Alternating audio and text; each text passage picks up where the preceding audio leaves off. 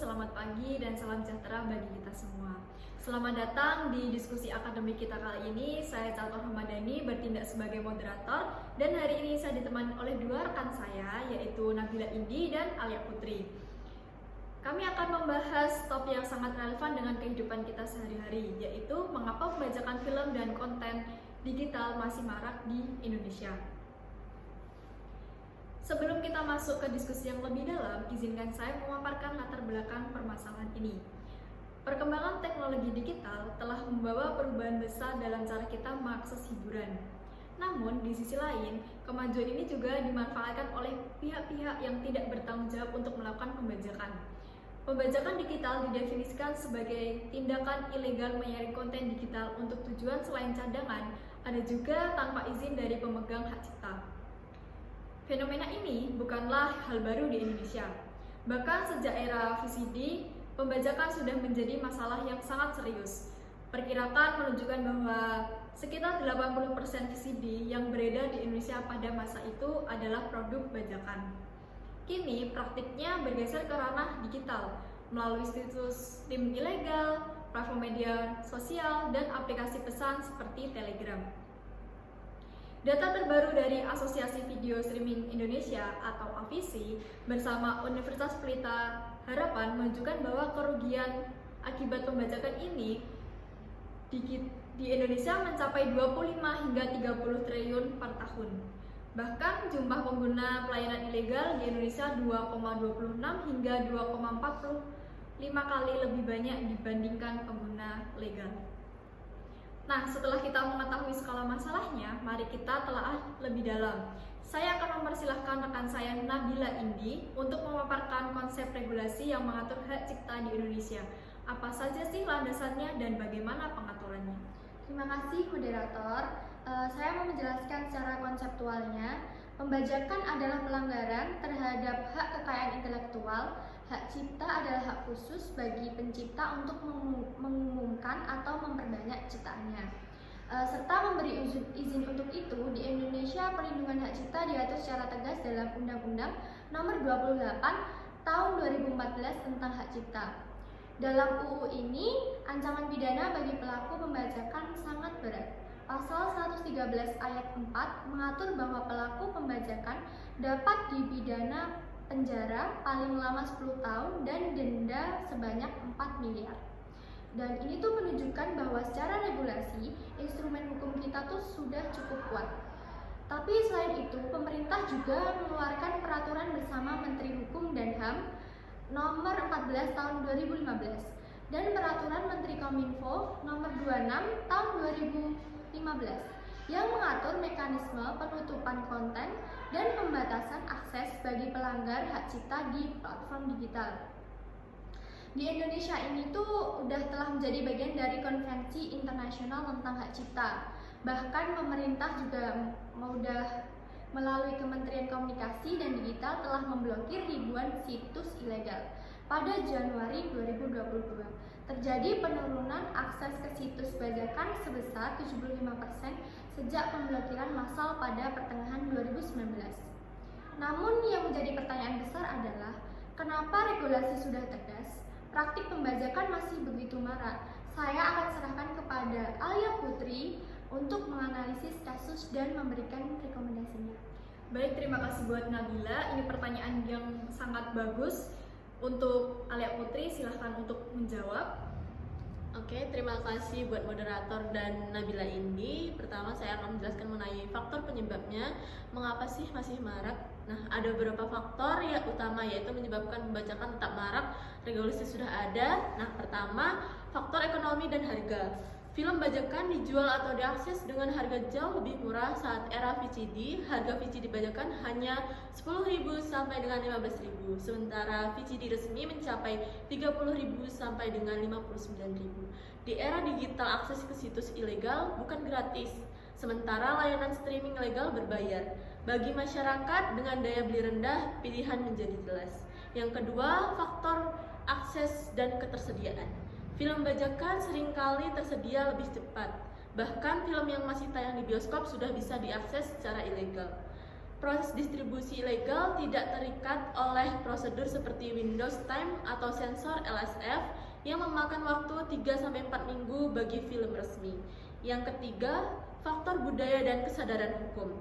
Survei menunjukkan sekitar 70% warganet Indonesia memilih menonton film secara ilegal. Dan 80% dari mereka memahami bahwa itu merugikan. Ini menunjukkan rendahnya kesadaran hukum dan kurangnya apresiasi terhadap karya cipta. Selanjutnya yang keempat, perkembangan teknologi. Platform seperti Telegram, Snack Video, dan TikTok menjadi media utama penyebaran konten bajakan. Sifatnya yang terdesentralisasi dan mudah digunakan mempersulit upaya penindakan. Selanjutnya saya menyinggung sedikit tentang penegakan hukum. Tantangan di lapangan itu apa aja sih? Nah, ada kesenjangan besar antara hukum di buku atau law in books dan hukum di lapangan atau law in action. Meskipun Undang-Undang Hak Cipta tegas, Amerika Serikat melalui pelaporan spesial 301 masih menempatkan Indonesia dalam Priority Watch List pada tahun 2023 karena dianggap kurang dalam penegakan dan perlindungan hak kekayaan intelektual. Beberapa kendala utama antara lain yang pertama, anonimitas pelaku, yaitu hanya 3% kasus yang diproses hukum karena sulitnya mengidentifikasi pelaku. Yang kedua, koordinasi lintas lembaga yang lemah, seperti penindakan membutuhkan koordinasi antara Kemenkumham, Kemendikti, kepolisian, dan platform digital. Yang ketiga, efektivitas sistem takedown yang terbatas. Konten yang dihapus sering muncul kembali di platform lain. Selanjutnya, rekomendasi dan solusi yang dapat diterapkan. Untuk mengatasi masalah ini diperlukan pendekatan holistik, yaitu pertama, penguatan teknologi dan sistem saman atau sistem kepatuhan moderasi konten dan dari Kemendikti perlu dioptimalkan dan diintegrasikan dengan platform digital untuk deteksi dan penindakan yang lebih cepat. Penggunaan AI untuk deteksi real time dan digital watermarking juga masih sangat diperlukan. Selanjutnya yang kedua, pembentukan satuan tugas atau satgas anti pembajakan lintas kementerian. Avisi dan Kemenkaf mendorong pembentukan satgas yang melibatkan Kemendikti, Kemenkumham, dan kepolisian. Satgas ini akan mempercepat koordinasi dan eksekusi penindakan. Selanjutnya yang ketiga, edukasi politik yang masif. Kesadaran masyarakat harus ditingkatkan melalui kampanye bahwa membajak adalah pencurian yang merugikan industri kreatif. Setiap investasi sebesar 1 triliun di sektor film dapat membuka lebih dari 4.000 lapangan kerja baru. Edukasi kepada generasi muda sangat penting karena mereka lebih idealis dan dapat memahami pentingnya menghargai karya cipta. Selanjutnya yang keempat, penyesuaian regulasi secara berkala. Revisi Undang-Undang Hak Cipta yang sedang dibahas oleh Balik DPR perlu mengakomodasi perkembangan teknologi, termasuk mekanisme notice and stay down yang efektif. Selanjutnya, pembajakan bukan sekedar pelanggaran hak cipta, tetapi ancaman sistemik terhadap keberlanjutan industri kreatif nasional. Tanpa penanganan serius, kreativitas tidak akan maju karena tidak ada apresiasi yang mumpuni. Begitu. Terima kasih atas paparannya yang sangat bagus dari Alia Putri. Saya ingin menggali lebih dalam dari Nabila. Dari perspektif regulasi, bagaimana sih Anda menanggapi usulan pembentukan Satgas dan anti pembajakan dan integrasi sistem saman? Apakah ini cukup efektif menurut Anda? Terima kasih moderator, mungkin saya akan menjawab ya. Saya pikir itu langkah yang tepat. Namun perlu diingat bahwa penegakan hukum yang efektif membutuhkan politik will yang kuat. Kita juga harus memastikan bahwa upaya ini tidak mengarah pada penyosoran berlebihan yang mengancam kebebasan berekspresi. Keseimbangan antara perlindungan hak cipta dan hak digital masyarakat ini tuh harus tetap dijaga. Gitu. Baik, poin yang sangat penting dari Alia Putri. Bagaimana Anda melihat peran platform digital seperti Telegram dalam penyebaran konten bajakan? Bukankah mereka juga memiliki tanggung jawab? Oke, baik moderator, sangat benar sekali.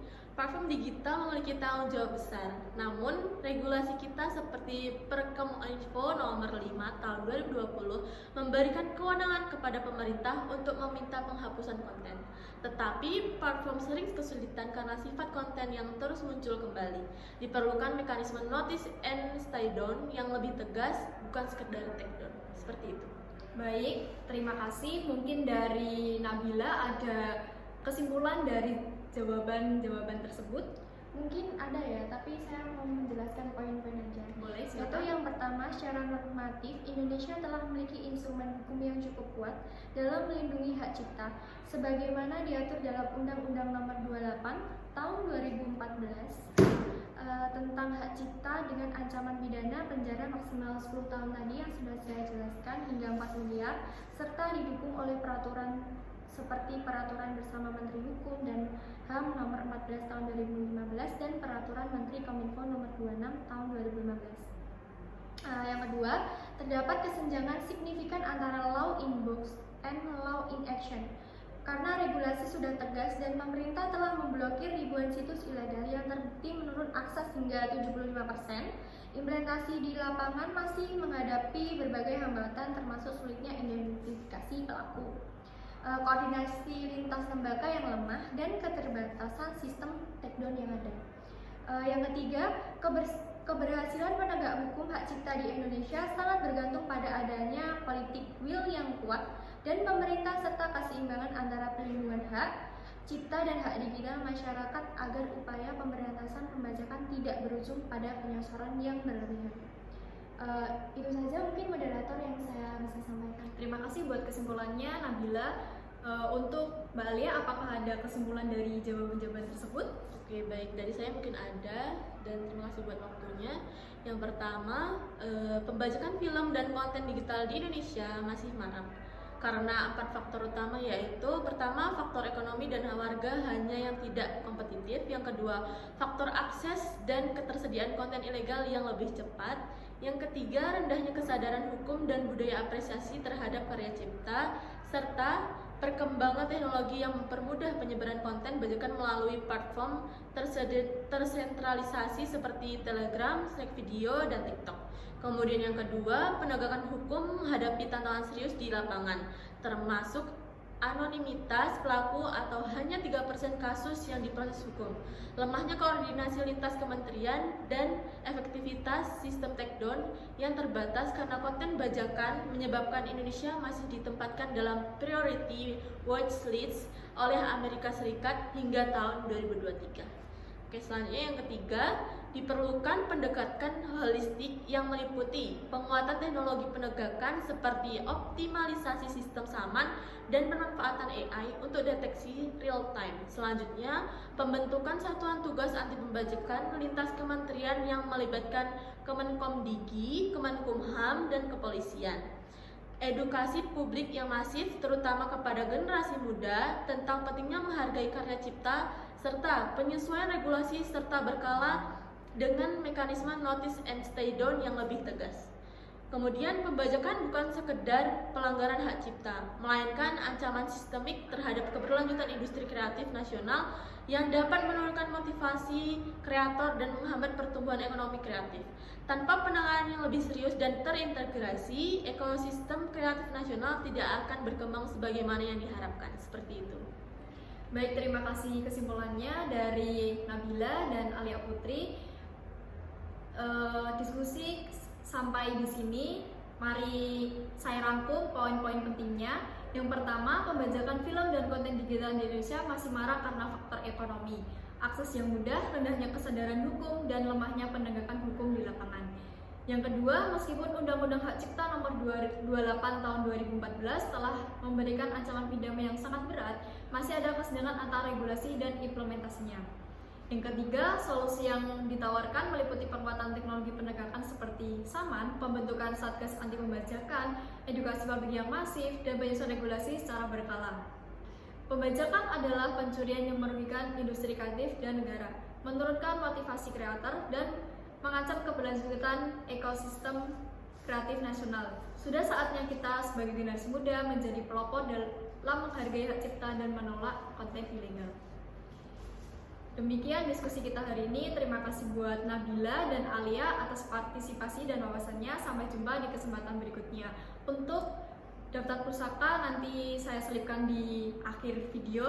Terima kasih. Wassalamualaikum warahmatullahi wabarakatuh. Dadah.